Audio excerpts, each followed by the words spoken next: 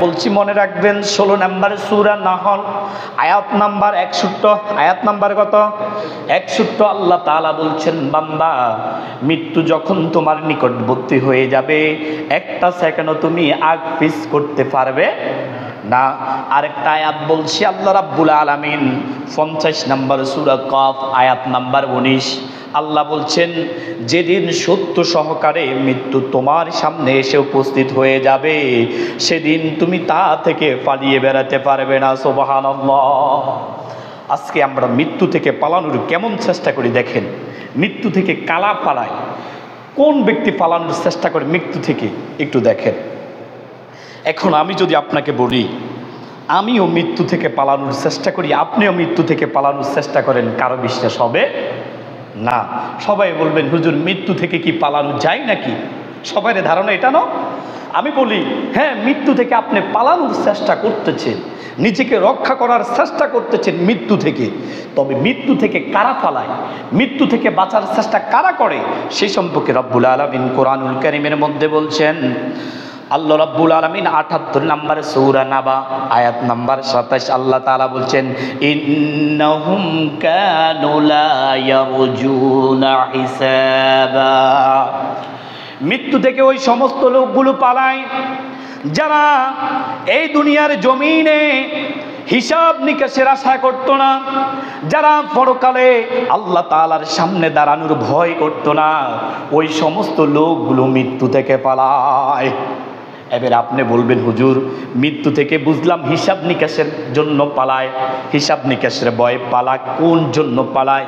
আল্লাহ কি আমাদেরকে সৃষ্টি করেছেন? এইখানে কি জন্য আমাদেরকে দিয়েছেন? আপনার ধারণা আল্লাহ আমাদেরকে সৃষ্টি করেছে এই দুনিয়ার জমিনে লাগামহীন ছেড়ে দিয়েছে, এটা ধারণা না? আপনি একটা জিনিস লক্ষ্য করেন, আপনি যখন বিলের জায়গাগুলো যখন শুকিয়ে যায়, সমস্ত গবাদি পশুগুলোকে আমরা সকালবেলা ওই বিলের মধ্যে ছেড়ে দিই। ছেড়ে দেওয়ার পরে আবার সন্ধ্যা আছরের পরেই আমরা সমস্ত গবাদি পশুগুলো গরুগুলোকে নিয়ে আসেনি, পেট ভর্তি হলে আবার নিয়ে আসি। ঠিক কিছু মানুষ ওই গরুর মতো নিজেদেরকে মনে করে তারা এই জমিনের উপর লাগামহীনভাবে ছেড়ে দিয়েছে। আল্লাহ রাব্বুল আলামিন আবার মনে করেন না আপনাদেরকে গরু বলছি, কোরআনে বলতেছে, আমি আয়াত সব বলতেছি, দেখেন আল্লাহ কি বলে।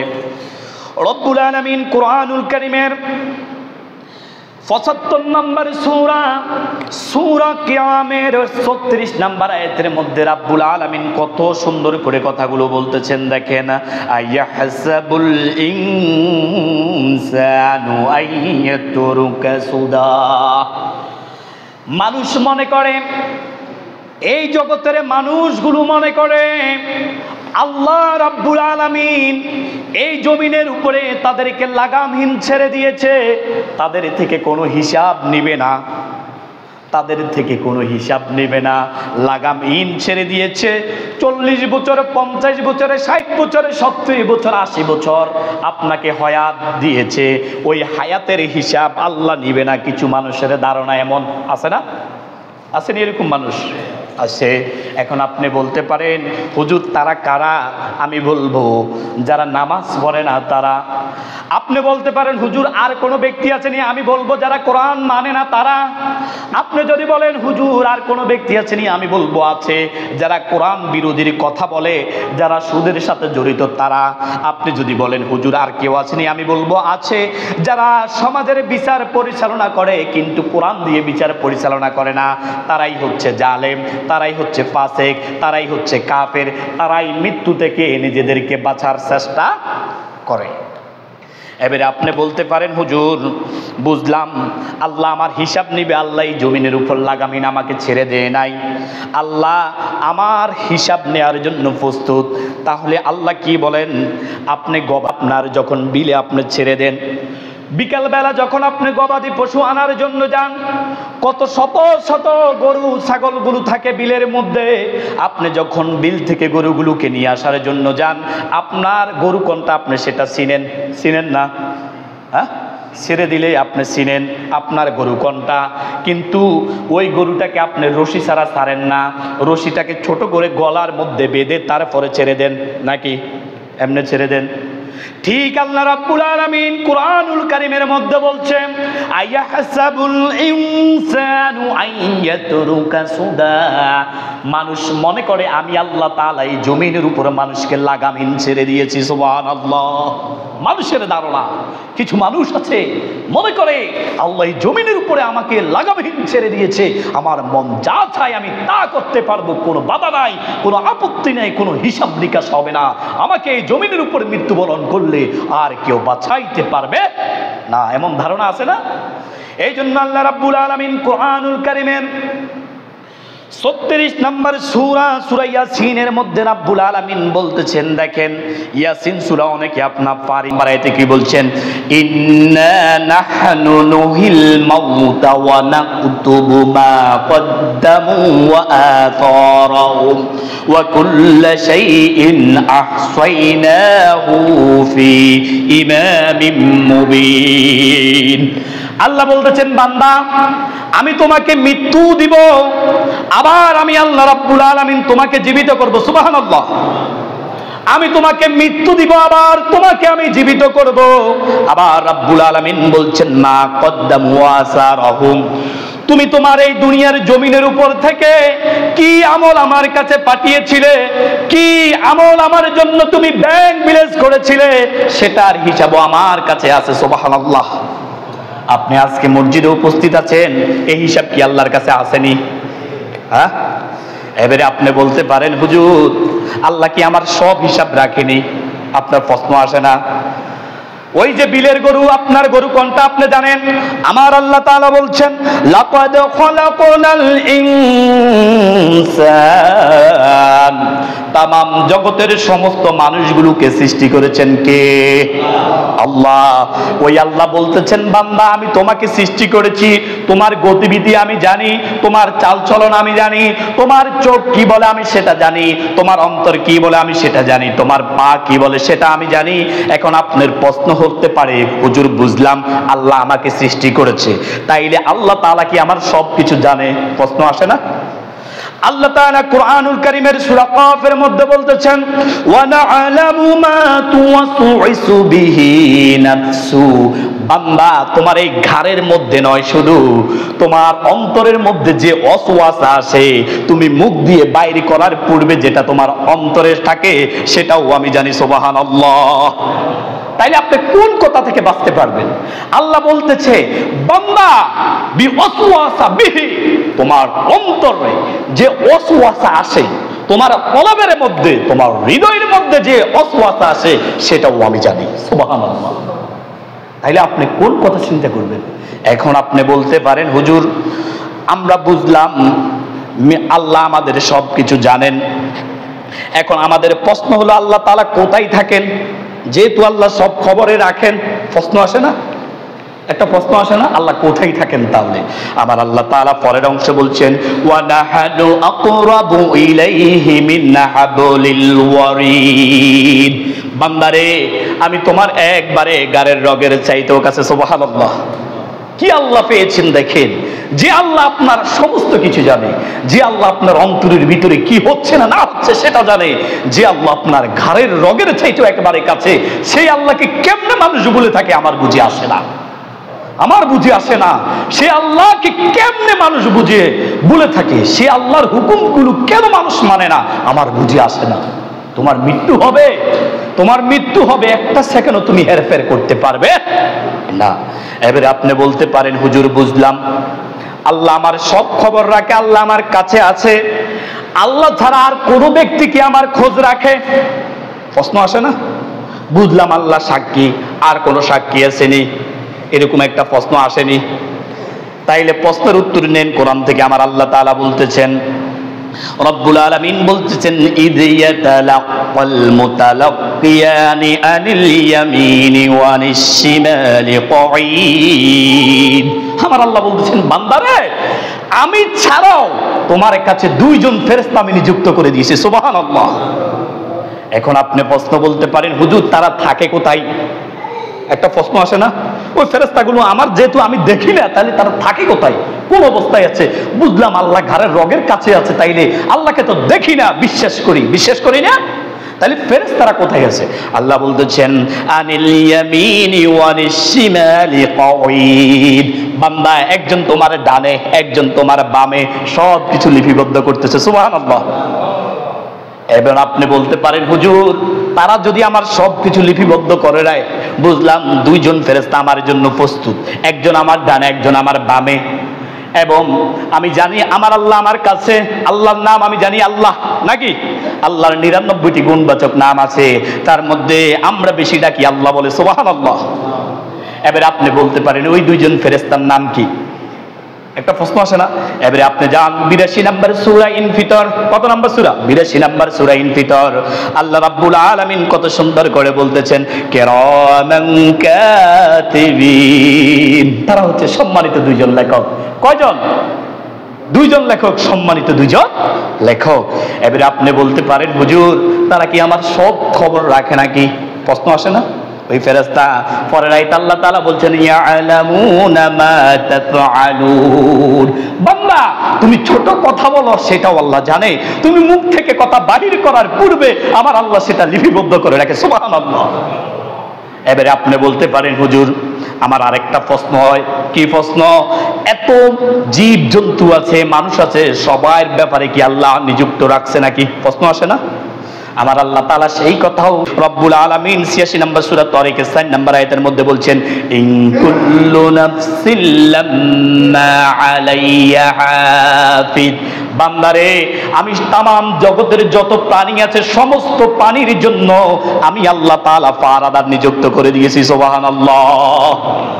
এবারে আপনি আমাকে বলেন, আপনার প্রতিটি কথা বার্তা, আমি কিন্তু মৃত্যু সম্পর্কে কথা বলবো। সর্বপ্রথম মৃত্যু সম্পর্কে কথা বলতে হলে এই বিষয়গুলো আমাদের জানা দরকার। দুনিয়াতে যেহেতু এসেছি সমস্ত কথা কি আল্লাহ জানে, খোঁজ খবর রাখে, সেটা জানা দরকার না?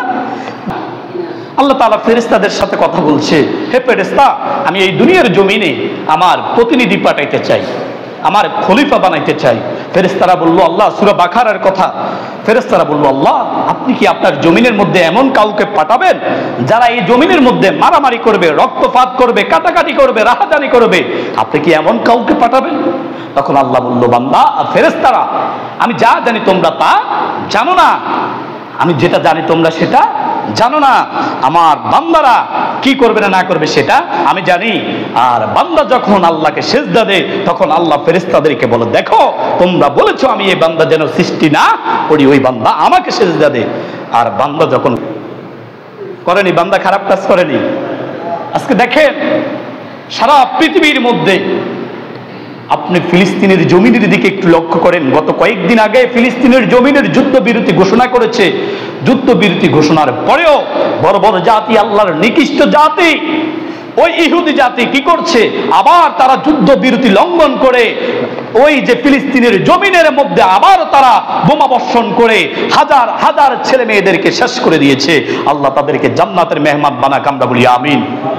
এই জন্য আল্লাহ রাব্বুল আলামিন বলছেন কুরআনুল কারীমের মধ্যে, বান্দা তুমি যদি বন্ধু বানাতে চাও তাইলে বন্ধু বানাতে হবে আল্লাহকে। কাকে বন্ধু বানাতে হবে? কাকে?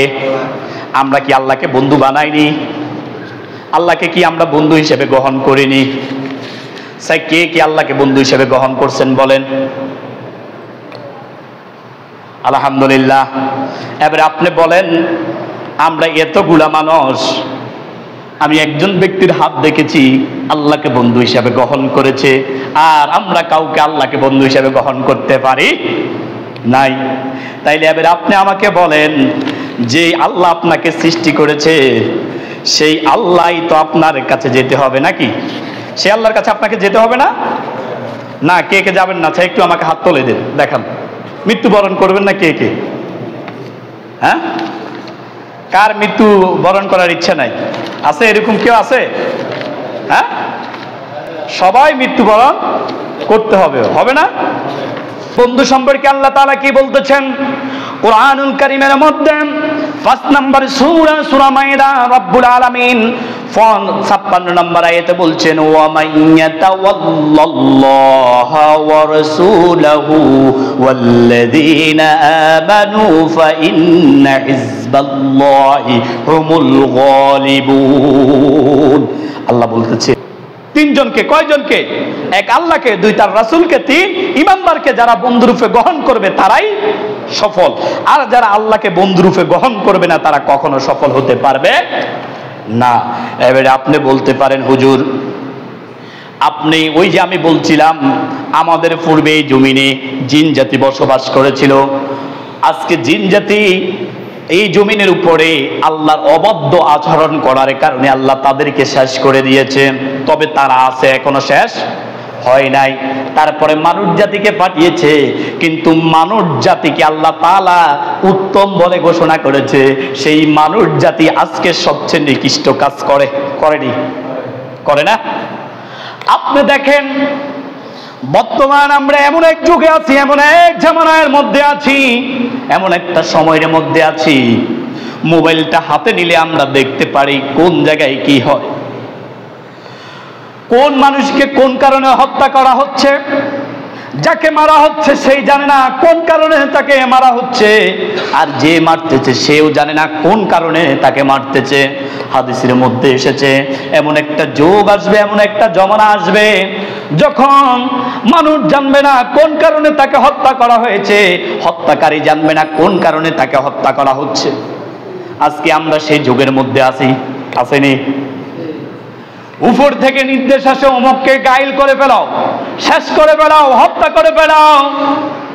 উপরে নির্দেশ দিয়েছে, আমি আর একবারও জিজ্ঞাসা করি না কোন কারণে তাকে হত্যা করব, কি জন্য তাকে হত্যা করব, তার অন্যায় কি, অপরাধ কি, তার ভুল কি, সেটা জিজ্ঞাসা করার আমার আর সময় নাই।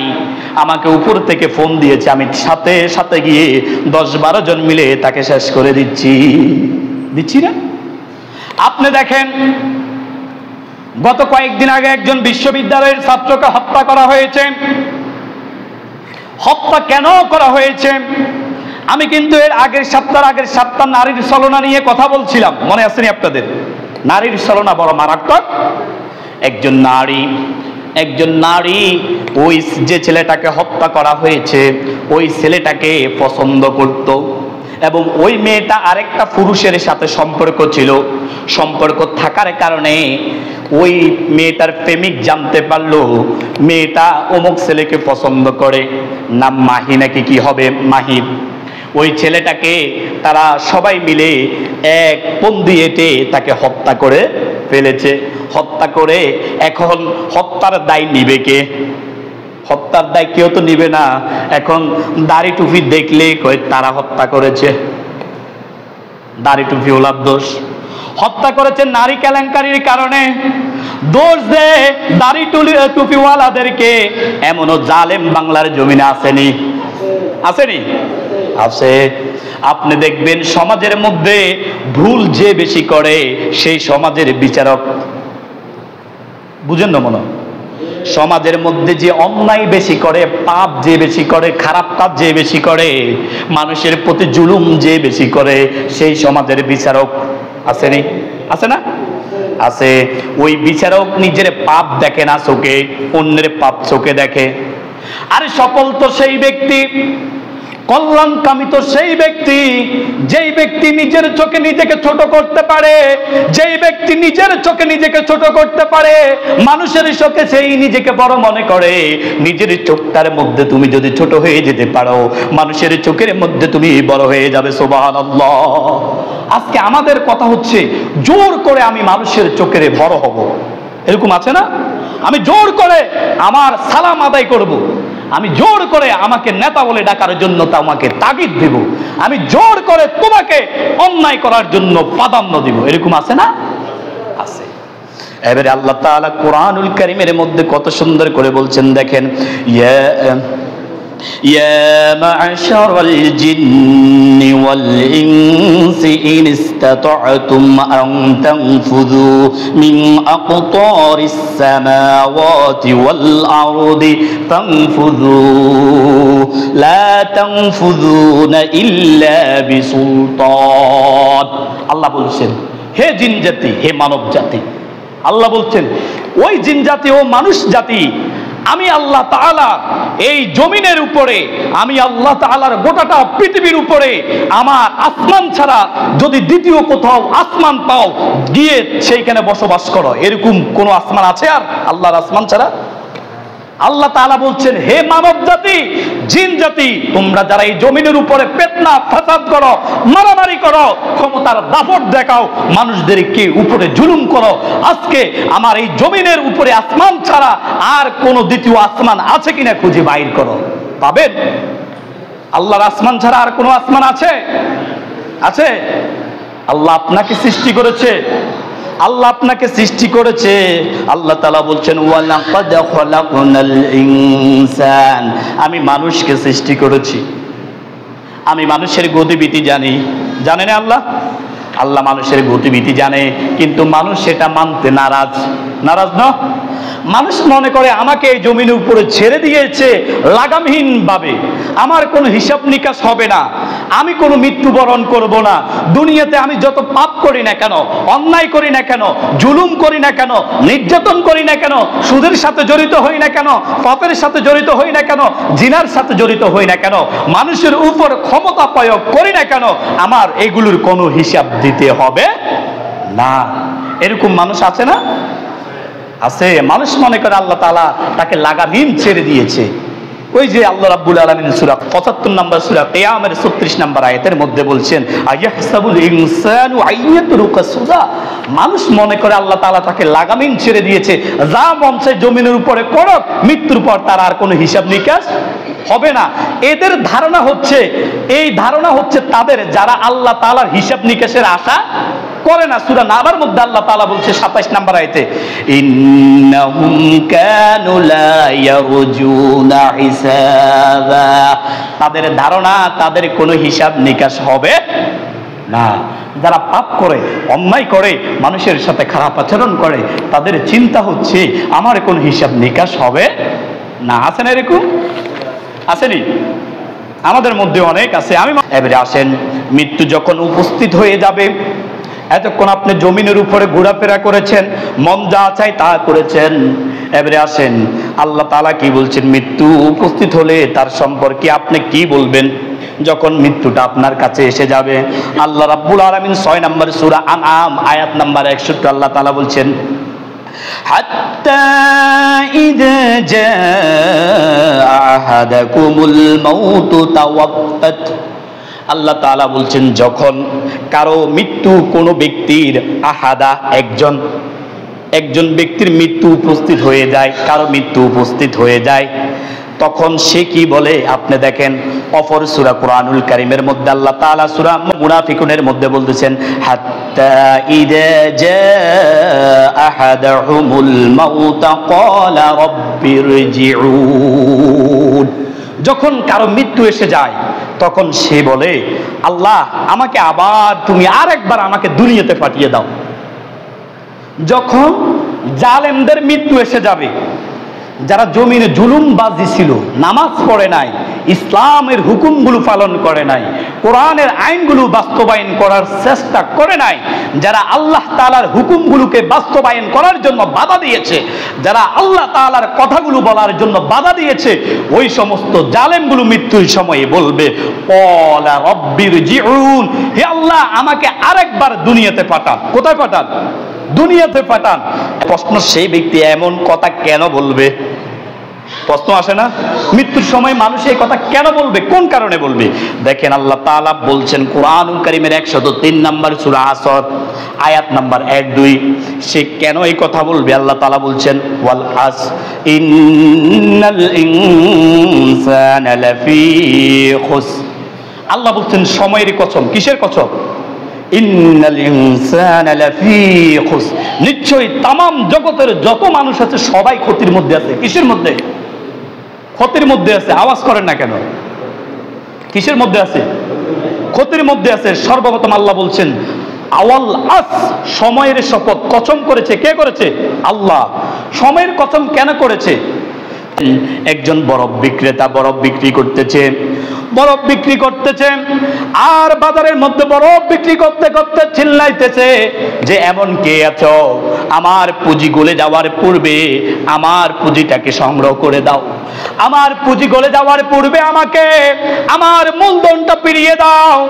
আল্লামা ইমাম ফখরুদ্দীন রাজি বলেন, আমি সূরা আসরের তাফসীর বুঝতে পারি নাই, আমি যখন বাজারে চলে গেলাম, ওই ব্যক্তি যখন বরফ বিক্রেতা বলল এমন কোন ব্যক্তি আছে যে আমার পুঁজি গলে যাওয়ার পূর্বে আমার পুঁজি আমাকে ফেরত দিবে, এমন কোন ব্যক্তি আছে? তখন ফখরুদ্দীন রাজি বলে, আমি বুঝে গেছি আমার আল্লাহ তাআলা কেন সময়ের কথম বয়েছে, কারণ আমাকে যে 40 বছর 50 বছর হায়াত দিয়েছে, আমার হায়াতটা দিন দিন করে চলে যাচ্ছে, সেকেন্ড করে চলে যাচ্ছে, মিনিট করে চলে যাচ্ছে, ঘন্টা চলে যাচ্ছে, দিন চলে যাচ্ছে, সপ্তাহ চলে যাচ্ছে, মাস চলে যাচ্ছে, আমি আর সেটাকে ফিরিয়ে আনতে পারবো না। অতএব আমার যেই সময়টা আছে সেই সময়টা আমি আমার আল্লাহর পথে ব্যয় করব। সুবহানাল্লাহ। এখন ক্ষতির মধ্যে আমরা এই জন্য আছি যে আমাদের সময়টাকে আমরা খারাপ কাজের দিকে শেষ করে ফেলেছি। আমি সবসময় একটা কথা বলি, আপনার সময়টাকে আপনি টাকা উপার্জন করার জন্য 30 বছর শেষ করেছেন। কয় বছর? টাকা উপার্জন করার জন্য 30 বছর শেষ করেছেন। 30 বছর বয়সে এসে আপনি বিবাহ করেছেন, বিবাহ করার পরে ছেলে সন্তানকে আপনি মানুষ করার জন্য আপনার 50 বছর 55 বছর চলে গেছেনি? হ্যাঁ, তখন আপনার একটুও সময় হয় নাই আপনি নামাজ পড়ার, আপনার সময় হয় নাই আল্লাহকে একটা সেজদা দিয়ে বলার যে আল্লাহ আমি এতদিন বেঁচে আছি তোমার করুণায়। এরকম কেউ বলেছি? আপনার সময় গেছে, প্রথম গেছে টাকা জোগাড় করতে, বিয়ে করতে হবে, তারপরে সময় গেছে ছেলে সন্তান মানুষ করতে হবে সেই সময়। এরপরে আপনি বৃদ্ধকালে এসে দাড়ি রাখছেন, নামাজ পড়তে মসজিদে আসছেন। কোন কালে? আপনি দেখেন একেবারে সহজ কথা, আমাদের গ্রামের সাবলীল কথাগুলো দেখেন। আমরা ছোট্ট শিশুদেরকে মূল্যায়ন করিনি? হ্যাঁ, আদর করিনি, মহব্বত করিনি শিশুদেরকে? কিন্তু আপনি যখন বৃদ্ধ হয়ে যান আপনার মূল্য 1 পয়সারও থাকে? বৃদ্ধ মানুষের মূল্য আছে? কারণ তখন তোমায় কামাই করার ক্ষমতা নাই, টাকা দেওয়ার ক্ষমতা নাই, কথা বলার ক্ষমতা তোমার নাই, তোমার ঘরে আর মূল্য নাই, কারণ তুমি টাকা দিতে পারবে না, কথা বলার ক্ষমতা নাই, সমাজে তুমি নেতৃত্ব দিতে পারবে না, নেতাগিরি আর করতে পারবে না, এমপি মন্ত্রী হতে পারবে না, তুমি বৃদ্ধ হয়ে গেছো, তোমার মূল্য নাই। ঠিক তুমি যখন মূল্যহীন হয়ে পড়ো তখন তুমি মসজিদে এসে আল্লাহকে সেজদা দাও। আমার আল্লাহ বলছেন, বান্দা আমি তো সেজদা চেয়েছি তোমার সেই সময়ের যেই সময় তুমি যুবক ছিলে। কোন সময়? যুবকের বয়সে। কোন বয়সে? এখন যুবক বয়সে আমরা আল্লাহকে সেজদা দিই না, যুবক বয়সের সমস্ত খারাপ কাজের সাথে আমরা জড়িত না? সমস্ত পাপের সাথে আমরা জড়িত, সমস্ত জুলুমের সাথে আমরা জড়িত, সমস্ত অন্যায় কাজের সাথে আমরা জড়িত, নারী কেলেঙ্কারির সাথে আমরা জড়িত, জুয়ার সাথে জড়িত, মদের সাথে জড়িত, হিরোইনের সাথে জড়িত। আজকে যুবকরা আপনি দেখবেন তাদের সময়গুলোকে শেষ করে দিচ্ছে মোবাইলের গেমসের মাধ্যমে। দিচ্ছে না? দিচ্ছে। এই জন্য ফখরুদ্দীন রাজি বলেছেন, সময়ের শপথের সূরা আসরের তাফসীর আমি বুঝি নাই, যখন বরফ বিক্রেতা বলল বরফ গলে যাচ্ছে, আমার পুঁজি গলে যাওয়ার পূর্বে আমাকে সহযোগিতা করো, ঠিক আমার আল্লাহ বলছেন, বান্দা, বান্দারে তোকে আমি সৃষ্টি করেছি, আমাকে তুই যে সময় আমি দিয়েছি তোকে সেই সময়টা শেষ হওয়ার পূর্বে বান্দা আমার ইবাদত কর। এই দুনিয়াটা কিছু না রে বান্দা, এই দুনিয়াটা কিছু না। আমি আল্লাহর কাছে এই দুনিয়ার মূল্যটা মাছির ডানার চাইতে নিম্ন মানের, মাছির ডানার চাইতে নিম্ন মানের। তোকে আমি যে সময়টা দিয়েছি ওই সময়টা একটু তুই ব্যয় কর, আমাকে সেজদা দে, আমার ইবাদত কর, আমার আনুগত্য কর, আমার রাসূলের দেখানো পথে চল। যে কাজ তুই করেছ, যে পাপ তুই করেছ সবগুলো ছেড়ে দে, আয় না আমার কাছে। এখনো তোর জন্য আমার আসমানের দরজা খোলা, এখনো তোর জন্য আমার রহমতের দরজা খোলা, এখনো তোর জন্য আমার ক্ষমার দরজা খোলা। এখনো তুই যদি ফিরে আসো আমাকে সেজদা দে, সমস্ত পাপের জন্য আমি আল্লাহ তোকে মাফ করে দিব। সুবহানাল্লাহ। আমরা আসি আল্লাহর পথে, আসি এমন কেউ আছেন যে আল্লাহর পথে ইবাদত করবেন? আমি যদি বলি আজকে ফজর নামাজ কে পড়েছেন, আমি যদি জিজ্ঞাসা করি আজকে ফজর নামাজ কে পড়েছেন, আমাদের অনেক মুরব্বী বাবা, যুবক বাবা বলবে আমি পড়ি নাই। আমি যদি আপনাকে জিজ্ঞাসা করি বাবা আপনার কানে কি ফজরের আজান গিয়েছে, আপনি বলবেন হুজুর গিয়েছে, তাইলে তুমি তো বান্দা নিমুখারাম, তুমি তো বান্দা অকৃতজ্ঞ, তুমি তো বান্দা একটা জাহেল। তোমার কানে ফজরের আযান গিয়েছে, তুমি ফজরের সালাতে আসতে পারে নাই। বান্দারে, তোমার মৃত্যু যদি ঘুমের মধ্যে হয়ে যেত তাহলে তোমাকে বলা হতো এই ব্যক্তিটা ঘুমের মধ্যে মৃত্যুবরণ করেছে। বান্দা, তোমার মৃত্যুটা যদি মসজিদে হতো, মানুষ বলতো লোকটা মসজিদে মৃত্যুবরণ করেছে, নিশ্চয়ই সে ভালো কাজ করেছে, এই জন্য আল্লাহর ঘরে মৃত্যুবরণ করেছে। বান্দা, এমন জায়গায় তোমার মৃত্যু লেখা আছে হয়তো তুমি জানো না, যেই জায়গায় অন্যায় হচ্ছে, যে জায়গায় পাপ হচ্ছে, যে জায়গায় জুলুম হচ্ছে, যে জায়গায় সুদের কথা হচ্ছে, যে জায়গায় গান বাজনা হচ্ছে, সেই জায়গায় হতে পারে তোমার মৃত্যুটা লেখা আছে। তুমি যদি আল্লাহর কাছে দোয়া করো, আল্লাহ হয়তো তোমার মৃত্যুটা পরিবর্তন করে দিতে পারে। সুবহানাল্লাহ। এখন মৃত্যু আমাদের একবারে নিকটবর্তী, আমরা বুঝি না, বুঝার চেষ্টা করি না। এবারে আপনি বলেন হুজুর এই লোকগুলো কেন এই কথা বলবে? আমার আল্লাহ তাআলা কত সুন্দর করে বলছেন, ফায়াকুলু রাব্বি লাউলা আখখারতানি ইলা আজালিন করিব। হে আমার আল্লাহ, তারা বলবে হে আমার আল্লাহ, তুমি যদি আমাকে আর কিছুকাল অবকাশ দিতে। মৃত্যুর সময় ওই মৃত ব্যক্তি বলবে, হে আল্লাহ, আমাকে যে 70 বছর হায়াত দিয়েছো, আমাকে আর বেশি না 5টা বছরের হায়াত দাও। কয়টা বছর? 5টা বছরের হায়াত দাও। এখন আপনি বলতে পারেন ওই ব্যক্তি হায়াত দিয়ে কি করবে? একটা প্রশ্ন আসে না? এবারে পরে আল্লাহ তাআলা কি বলতেছেন দেখেন, তারা উত্তর দিচ্ছে, ফাআসসাদদাকা ওয়া কুম মিনাস সলিহিন। ওগো আল্লাহ, আমাকে তুমি যদি হায়াত দাও, আমাকে তুমি যে রিজিক দিয়েছো, আমি তোমার পথে ব্যয় করব। এই আমার কথা মনোযোগ দেন। আমাকে যদি তুমি আরেকটু সুযোগ দাও, আমি তোমার পথে দান করব। আমাকে যদি আরেকটু সুযোগ দাও, আমি তোমার সত্যবাদী লোকদের সাথে চলবো। কার সাথে? তাহলে তোমাকে এতদিন যে হায়াত দিছে তুমি চলো নাই কেন? পরে আল্লাহ কি বলে আলামিন কি বলে দেখেন, লাআল্লি আহমালু সলিহান ফীমা তারাকতু কাল্লা। আমার আল্লাহ, ওই ব্যক্তি বলবে আল্লাহ আমি সৎ কাজ করব, মানুষের সত্যবাদীদের সাথে চলবো, তোমার পথে দান করব এবং যাতে আমি ভালো কাজ করতে পারি। লাআল্লি আ'মালু সলিহান ফীমা তারাকতু কাল্লা।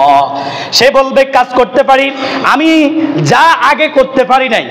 দেখেন, সে তখন বলতেছে আল্লাহ আমি যে কাজগুলো করতে পারি নাই, আমাকে যে হায়াত আপনি দিয়েছেন, আমি এমন নেতার পিছনে ঘুরেছি যেই নেতা আমাকে নামাজের কথা বলে নাই। আমি এমন নেতার পিছনে ঘুরেছি যেই নেতা বাপ মার সেবা করার জন্য বলে নাই। হে আল্লাহ, আমি এমন নেতার পিছনে ঘুরেছি যেই নেতা আযান শোনা সত্ত্বেও আমাকে নামাজে যাওয়ার জন্য বলে নাই। হে আল্লাহ, আমি এমন নেতার পিছনে ঘুরেছি যেই নেতা মানুষ হত্যা করার জন্য আমাকে নির্দেশ দিয়েছে। হে আল্লাহ, আমি এমন নেতার পিছনে ঘুরেছি যেই নেতা মানুষকে অন্যায়ভাবে হত্যা করার জন্য, মানুষের উপরে ক্ষমতা প্রয়োগ করার জন্য আমাকে নির্দেশ দিয়েছে। হে আল্লাহ, আমি এমন নেতার পিছনে ঘুরেছি যেই নেতা আমাকে দুনিয়ার সমস্ত খারাপ কাজের কথা বলেছে কিন্তু তোমার পথে চলার জন্য বলে নাই। আমি ওই সমস্ত নেতা থেকে যাতে করে আমি ভালো কাজ করতে। এখন আমার তখন রাব্বুল আলামিন বলবেন, এবারে আল্লাহ এতক্ষণ তার আল্লাহর কাছে চাইছে, এবারে আল্লাহ উত্তর দিচ্ছেন দেখেন,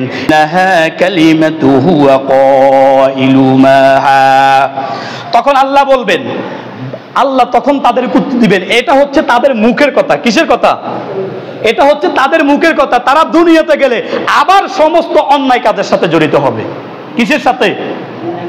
অন্যায় কাজের সাথে জড়িত হবে। তারা কখনো ভালো হবে, তারা পাপের সাথে জড়িত থাকবে, তারা ওই সমস্ত নেতার পিছনে ঘুরবে, তারা সুদের সাথে জড়িত থাকবে, তারা জেনার সাথে জড়িত থাকবে, দুর্নীতির সাথে জড়িত থাকবে, ক্ষমতার অপব্যবহারের সাথে জড়িত থাকবে। কিন্তু যখন কারো নির্ধারিত সময় চলে আসবে তখন তাকে একটা সেকেন্ডও সময় দেয়া হবে। প্রথম আয়াত মনে আছে, যখন তার সময়টা চলে আসবে লা ইস্তাখিরুনা, তাকে বিলম্ব করার কোনো সুযোগ দিবে সাআতুন সময়েল ওয়ালা ইস্তাকদিমুন, এবং কি তাকে সামনে পিছনে যাওয়ারও কোনো সুযোগ দিবে না। এখন সে আল্লাহর কাছে বলতেছে, আল্লাহ পাপ করেছি, অন্যায় করেছি, জুলুম করেছি, আর একটু সুযোগ দেন না, দুনিয়াতে যাই না। এমনও কিছু চেয়ারম্যান মেম্বার আছে দেখবেন, একটা আরাম চেয়ারম্যান মেম্বারই করলে আরেকটা আরামের জন্য পাগল হয়ে যায়, আছে না? এরকম লুবি চেয়ারম্যান মেম্বার আছে না? প্রথমে যখন নতুন দাঁড়ায় তখন বলে কি একবারে দাঁড়াবো, আর দ্বিতীয়বার দাঁড়াবো না, একবার সুযোগ দেন। কয়বার? একবার যখন সুযোগ দে, যখন ওই চেয়ারের মজা বুঝে তখন আর আরেকবার জোর করে দাঁড়ায় যায়। আসেনি এরকম লোক যে আল্লাহ আরেকবার আমাকে দুনিয়াতে পাঠান, একটু ভালো কাজ করি। আর একটু আমাকে সুযোগ দেন, একটু সৎ কাজ করি। তো এবারে আল্লাহ তাআলা তাদের, এরা বাটপার, এরা মিথ্যাবাদী, এদের সামনে যখন আমার এই কোরআনের কথাগুলো বলা হতো তারা কান পেতে শুনতো, কিন্তু তারা আমল করত। মোল্লারা যখন কোরআনের কথাগুলো বলতো তখন তারা বলতো মোল্লারা ভাওতাবাজি করেন। কি করেন? ভাওতাবাজি করেন। মোল্লারা মানুষের ঈমান নিয়ে খেলার লাগছে। ইসলাম কি রাজনীতি? আসেনি। এমনি বলে ইসলামে কি রাজনীতি? আসেনি। ইসলামে যদি রাজনীতি না থাকে, মুহাম্মদ, সবাই বলি সাল্লাল্লাহু আলাইহি ওয়াসাল্লাম, তাইলে রাষ্ট্র পরিচালনা করছে কিভাবে? প্রশ্ন আসে না? মদিনা শাসন করে নাই? হযরত ওমর রাদিয়াল্লাহু তাআলা অদ্দজানের খলিফা ছিলেন না? জি,